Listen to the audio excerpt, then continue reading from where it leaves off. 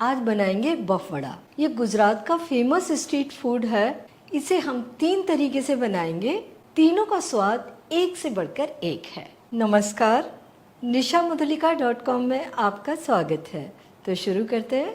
ये 6 बॉयल आलू छील कर ले लिए हैं, वजन में आधा किलो। इन्हें ग्रेट करने के लिए बारीक ग्रेटर ले लीजिए, क्योंकि जो डो बनेगा ना वो बहुत अच्छा बनेगा। और आलू आपने उबाले हैं वो अच्छे तरीके से उबले हों और ठंडे किए हुए हों।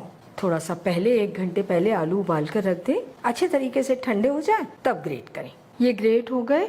इसमें डालते हैं 1 छोटी चम्मच सेंधा नमक। व्रत के लिए बना रहे हैं सेंधा नमक, अगर आप ऐसे ही बना रहे हैं तो सादा नमक डाल लीजिए। और ये आधी छोटी चम्मच क्रश्ड काली मिर्च, इससे इनकी कवरिंग में बहुत अच्छा टेस्ट आएगा। और व्रत में काली मिर्च आप खाते ही हैं। और बाइंडिंग के लिए अरारोट लिया है, वजन में 100 ग्राम। आप इसकी जगह साबूदाने का आटा बना के ले सकते हैं, कूटू का आटा ले सकते हैं और सिंगाड़े का भी आटा ले सकते हैं। ये 1 कप अरारोट पाउडर लिया था, थोड़ा सा बचा के रखा है। और अब हम इसे गूंथते हैं, जैसे डो बनाते हैं बिल्कुल उसी तरीके से बनाना है। अगर ज़रूरत पड़ेगी तो और अरारोट डालेंगे। एक्चुअली में ये डिपेंड करता है कि आलू में कितना मॉइस्चर है। आलू में मॉइस्चर ज़्यादा है तो ज़्यादा अरारोट लग जाता है। ये थोड़ा सा गीला लग रहा है, बचा हुआ अरारोट भी इसमें डाल देते हैं।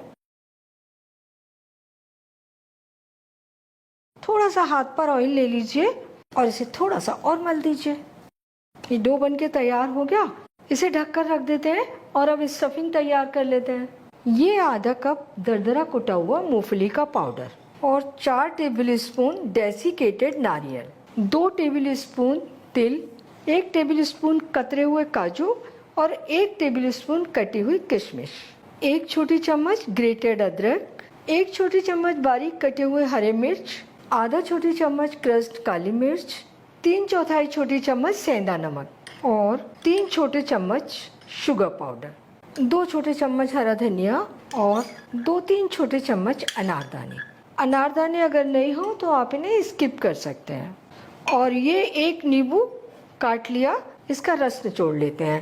जो स्टफिंग बनेगी उसमें खट्टा, मीठा, तीखा, नमकीन बहुत अच्छा टेस्ट आएगा। सभी को अच्छी तरीके से मिक्स करते हैं। सारी चीज़ें मिल गई, स्टफिंग बनके तैयार हो गई। पफ वड़ा को स्टफ करके भी बनाते हैं और डो में स्टफिंग को मिक्स करके भी बनाया जाता है। तो स्टफ करने के लिए हमें इस स्टफिंग की छोटी छोटी बॉल बनानी होंगी।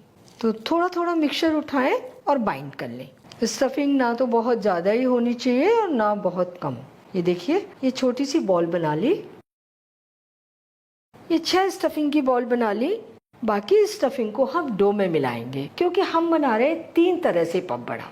अब पफ वड़ा असेंबल कर लेते हैं। डो और ये हमारी स्टफिंग बॉल। थोड़ा सा हाथ पर ऑयल लगा लेंगे और इस डो में से 6 टुकड़े काट लेंगे। जो स्टफिंग बॉल बनाई है उनसे बड़े रखेंगे इनका साइज।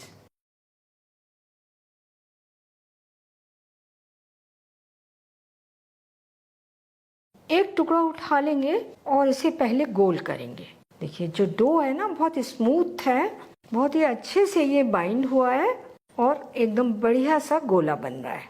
इस तरीके से चपटा करेंगे और थोड़ा सा कटोरी जैसा शेप दे देंगे और इसके अंदर रखेंगे एक स्टफिंग बॉल। अब चारों ओर से इस डो को उठाइए और स्टफिंग को बंद कर दीजिए। अच्छे तरीके से इसे चिपका दीजिए। हाथ पर ऑयल तो लगाना पड़ेगा क्योंकि ये चिपकता है। और अब इसे बढ़िया सा गोल कर दीजिए, क्रैक नहीं रहने चाहिए। इस तरीके से बना दीजिए। ये पफ वड़ा असेंबल कर लिया। तो ये 6 पफ वड़ा असेंबल करके तैयार कर लेते हैं। मैं इन्हें ऑयल की हेल्प से गोल कर रही हूँ। आप चाहे तो सूखा अरारोट पाउडर भी ले सकते हैं हाथ में, उसकी हेल्प से भी गोल कर सकते हैं। ये पफ वड़े स्टफ करके तैयार कर लिए। अब जो दूसरे पफ वड़े बनाएंगे वो स्टफिंग को इसमें मिक्स करके बनाएंगे। यानी आपको स्टफ नहीं करने, डो में स्टफिंग को मिक्स करना है। उसका टेस्ट अलग होगा, थोड़ी सी मेहनत भी बचेगी आपकी स्टफ करने की। तो ये सारी स्टफिंग को इस डो में मिला लेते हैं। डो में हमने स्टफिंग मिलाई तो ये थोड़ा सा गीला गीला लगने लगा, क्योंकि उसमें नींबू था। तो थोड़ा सा 2-3 चम्मच अरारोट इसमें मिला लेते हैं।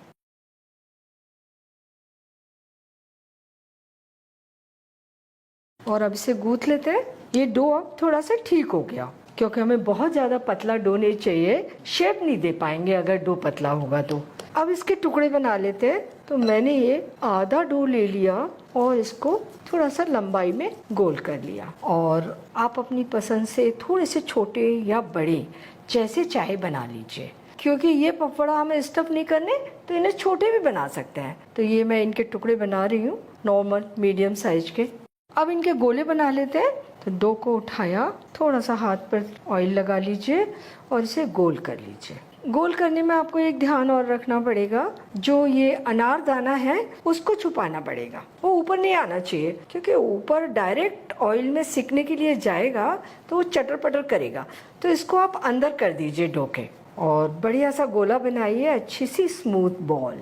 ये बन गया मिक्स स्टफिंग पपबड़ा। तो इन्हें भी हम इसी प्लेट में रख लेते हैं। पता तो चलेगा ही, ये थोड़े से छोटे हैं। सारे टुकड़ों से इसी तरीके से गोले बनाकर तैयार करेंगे। ये सारे असेंबल कर लिए। अब इन्हें तलते हैं। जो तीसरे तरह के पपबड़ा है वो मैं इसके बाद बनाती हूँ। तो इसे ढककर रख देते हैं। इन्हें तलने के लिए ऑयल गरम कर लिया है। अब इसे चेक कर लेते हैं। तो जरा सा डो इसमें डालते हैं, हल्के हल्के बबल आ रहे हैं। हमें मीडियम गरम ऑयल चाहिए, बहुत ज्यादा तेज भी नहीं होना चाहिए। ये डो अच्छे से तला जा रहा है, ऑयल सही गरम है। तो अब ये पफबड़ा तलने के लिए इसमें डाल देते हैं। आप चाहें तो इसको हाथ में एक बार और घुमा ले और धीरे से डाल दें। तो पहले हमने स्टफ्ड पफबड़ा बनाए थे, वो ही तल रहे हैं। फ्लेम मीडियम हाई होनी चाहिए। ऑयल मीडियम हाई गरम है और फ्लेम भी मीडियम हाई है। और इन्हें डालते समय ध्यान रखें, बिल्कुल धीरे से छोड़ें, आपके ऊपर छींटा नहीं आना चाहिए। तो पूरे के पूरे 6 स्टफ पफबड़ा इसमें आ गए। अब इन्हें 2-3 मिनट तक बिल्कुल टच मत कीजिए, थोड़ा सा ये सिक जाए। आप चाहे तो इनके ऊपर थोड़ा थोड़ा गरम ऑयल डाल दीजिए, क्योंकि ऊपर से बिल्कुल नहीं सिक पा रहे। और अब ये नीचे की ओर से हल्के से सिक गए हैं, तो थोड़ा सा घुमा देते हैं। इन्हें थोड़ा थोड़ा घुमाते हुए तलिए, ताकि ये सभी जगह से एकदम से ब्राउन और एक जैसे तल सकें। ये सारे हल्के हल्के सिक गए। अब फ्लेम को तेज कर लीजिए। अब तेज फ्लेम पर ही इन्हें तलिए। स्टफ्ड पफबड़ा तलने में आपको थोड़ा सा ध्यान रखना होगा। जब आप इन्हें तलने के लिए डालें तब ऑयल मीडियम हाई गरम हो और फ्लेम भी मीडियम हाई हो। 4-5 मिनट जब ये तल जाएं, ऊपर की कवरिंग हल्की सी सिक जाए, तब आप फ्लेम को हाई कर दीजिए, क्योंकि तेल अगर थोड़ा भी ठंडा हुआ तो पफबड़ा फट सकते हैं।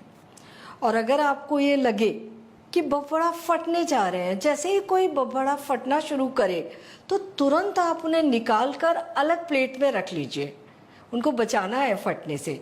और ऑयल को 3-4 मिनट तक गर्म होने दीजिए।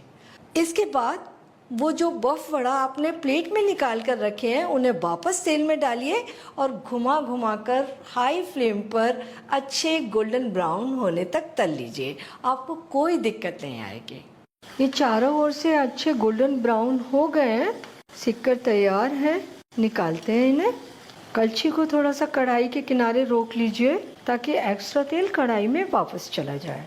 स्टफ्ड पफबड़ा हमने तलकर तैयार कर लिए। अब बनाते हैं मिक्स वाले। तो इन्हें भी हल्का सा गोल करके कढ़ाई में डालते जाते हैं।